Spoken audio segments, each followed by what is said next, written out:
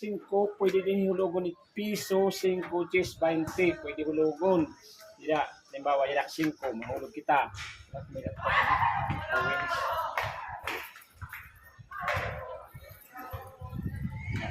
Tayong coins, balik 10. Dila, balik 15 tayo hulog. Kada piglit ini magana hiya 5. Karang kantidad ng 5. Ada 5. Yes, 15. Halimbawa, mapalit kita ng oil. Karang 5. Parang 15 naga. 5. Karang 5 tiya. Ginawa, nag-post. Papalit ka, para yung ubusin, just pati rin na bibilin. Pipilitin niya ni mo. Karang just, bali may start na damay, 5 pa. Pwede ka kuma din niya itong tuyo, karang 5. Bawa, tuyo. Sabay na pamaraming coins dito nga nabibilin. Yung mapinos, kanita tuyo. Karang 5. Boss. Ubusan ng 15. Pinalit kahin tuyo, pinalit kahin asyete. Yan, malapit na natin ilabas yung atin upgraded na suka tuwil oil bindo. Ito yung ating ginagawa ngayon. Bali, pinturan muna natin. Tapos maglagay tayo dito ng mga labasan ng oil. Yan. So, ito na yung ating ginagawang upgraded oil suka tuyo bindo. Bali, stainless na yung gagamitin natin ito para malinis tignan. Ganyan na siya. Mayroon na stainless yung labasan ng oil para hindi kaagad madudumihan. Yan. Bali, ito na yung gagamitin natin. Upgraded na to. Yan. Ganyan. Hindi gaya niyan. Bali, ito yung ating gamit na board. Yan, mayroon monitor. Yan, Gustavo 3-in-1 bindo. Board yan, coin slot. Universal coin slot ha. Gamit natin para tatanggapin yung piso, 5, 10, 20. Yan. Mayroon tayo nakalagay ng oil suka bindo. Ano yun? Dishwashing pala. Yan. So, ngayon, bubuuhin naman natin to.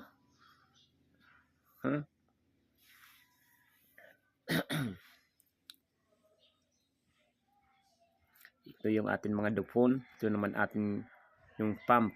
Yan. Yan, nagtry tayo ha. Maghulog ng 10. Yan. Pag pinindot yan, gagana na yung motor.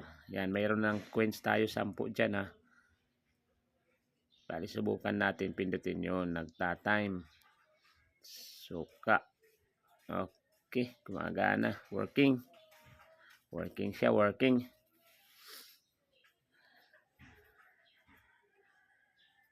Ayos yung board natin ah. 3-in-1 bindo. Yan, yung gagawin natin ngayon. 3-in-1 bindo. Isang board lang yung gagamitin natin. At ito maglalagay tayo ng 3 pindutan ito. Dahil magagamit natin yan, 3 pindutan. Tapos, yan yung pins natin ha. May 3 na nakalagay. Yan. Diba? 3-in-1. Balik 3 yan, tuyo, suka. Yan. Oil. Nun. Tapos, pag maghulog tayo dito ng 5 piso, magiging 8 yan yung mga may lalagay dyan. Pero 5 pesos lang yun yung hulog mo. Halimbawa, hulugan natin ngayon ng 5 pesos. Yan, hulugan natin to. 5 pesos ha. Yan. Yun. Naging 8 na siya.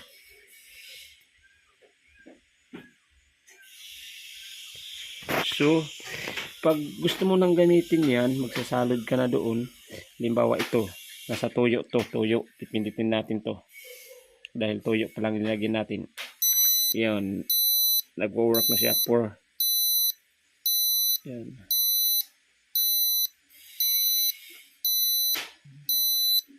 pwede mo i-post yan. Yan. 0-0. Silip muna mga taga-subaybay ni Ogie Boy. Ito ngayon yung dinidevelop natin ha. 3-in-1 bindo. 1 board. And mayroon siya post, mayroon siya isang queen slot lang yung gagamitin. 3-in-1 bindo. Ayan. Hindi natin makita. O, ayan. Fuel, suka, tuyo. Yan. Bali, ang paghuhulog dito, halimbawa, maghulog ka na, lahat na dito yung coins, kaya tanggap 5 piso, 5, 10, 20. Diyan, lahat na yan. So, pag maghulog ka, halimbawa, hulugan natin ng 5 pesos. Ayan, mayroon na doon 2 pesos na nakalagay. Ayan. Bali, hulugan natin ng 5 pesos. Ayan, ha. 5 pesos. Yun. Naging 7 siya. Yan. Halimbawa, pag pinundit niyo mo yung suka, dahil lalagyan ito, bawat kuan suka, tapos tuyo, mayroon dito pindutan. Halimbawa, pag pinindot niyo yan, tapos lalagay mo na sa yung sahod mo, isasalod mo na doon sa may suka banda yung lalagyan mo or oil, bawa ganyan. Pinindot ko na to, pipindutin ko na to para gumana na siya. Yan, gumagana na siya. Tapos, pwede mo rin pindutin para i-push. O, hihinto siya. Yan. Hinto na yung time ha, huminto. So, kung nagustuhan yung ating video, paki-like naman and subscribe para makapanood uli ng ating mga ginagawa. Okay, bye-bye for now.